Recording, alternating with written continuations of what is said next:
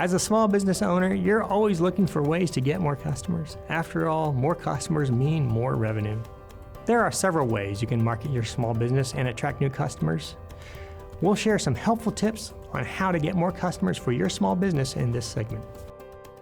If you want to get more customers for your small business, it's important that your marketing is targeted. That means you need to know who your ideal customer is and what they're looking for.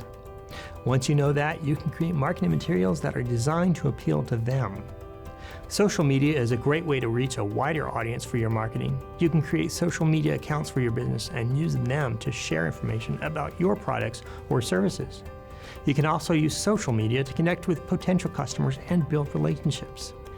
Getting involved in your local community is a great way to get more exposure for your small business. You can participate in local events or sponsor local organizations. This will help you get your business name out there and attract new customers. One way to attract new customers is to offer discounts or special promotions. You can offer a discount on your products or services, or you can hold a special event or workshop. This will give potential customers a reason to check out your business. If you want to attract more customers, you can also hold events or workshops. This is a great way to show potential customers what your business has to offer. You can also use this opportunity to build relationships with potential customers.